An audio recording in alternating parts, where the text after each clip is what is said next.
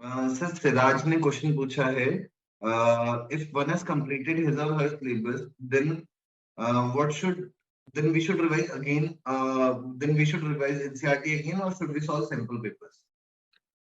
First thing कि मैं ये कहूँगा कि अगर आपने पूरा कंप्लीट कर लिया है, माइट बी पॉसिबल हम ये आपको लग रहा होगा कंप्लीट है, बिकॉज अगर वो 100% कंप्लीट है तो हमारे हर सब्जेक्ट में 100% मार्क्स नहीं है ना। ये हो सकता है चाहे मार्क्स 1 2 कुछ भी डिडक्ट हो रहा है, but we are not 100% fully prepared. और मेन चीज, अगर आपने पूरा रिवाइज कर भी लिया है तो एनसीईआरटी एक बार और करने में कोई वो नहीं है, क्योंकि एनसीईआरटी हो सकता है आपको सारे क्वेश्चन लर्न हो गए हो, बाय हार्ट आपने लर्न कर लिया हो, बट आपको पहले एनसीईआरटी उठानी चाहिए। आपका अगर पूरा कवर्ड है तो वो जल्दी हो जाएगी, वो आपका टाइम थोड़ा कम यूटिलाइज करेगी। Then after that you can use practice the sample paper.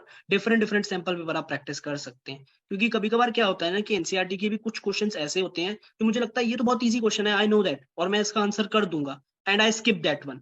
Better आप, अगर आपको एनसीईआरटी आपने कवर कर भी रखी है तो राइट द आंसर्स, आप लिखने का प्रैक्टिस पूरा करके रखिए। क्योंकि या ये आइडेंटिफाई कीजिए जो पुराने टेस्ट हैं या प्री बोर्ड्स हैं जहां मार्क्स डिडक्ट हुए हैं, आपका सिलेबस कवर्ड हो गया तो जहां मार्क्स डिडक्शन हुआ है वो कौन कौन से टॉपिक हैं, और उन टॉपिक्स पे स्पेशली फोकस्ड होकर रिवाइज कीजिए। तो सिलेबस कवर्ड है, that's a very good thing, but अपने आप को एनसीईआरटी को छोड़ना नहीं है at the end of the day भी।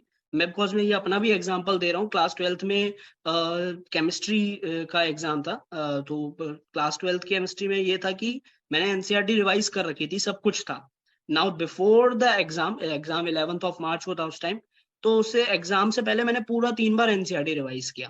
बट ऑन अ शॉकिंग अगर मैं बोलूं तो मेरे तो 100 मार्क्स आने चाहिए थे, बट आई सिक्योर्ड 95। पेपर भी इजी था, सब कुछ था। तो इसमें कहीं ना कहीं मैं कहीं ना कहीं लैगिंग था उस पोर्शन पे।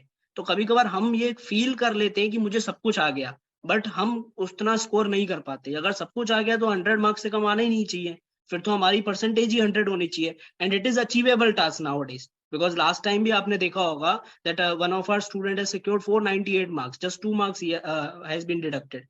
तो 499 500 सिक्योर करना भी इजी है या अचीवेबल है। सो आप हर सब्जेक्ट में, इवन एसएसटी इंग्लिश में भी 100 ले सकते हैं।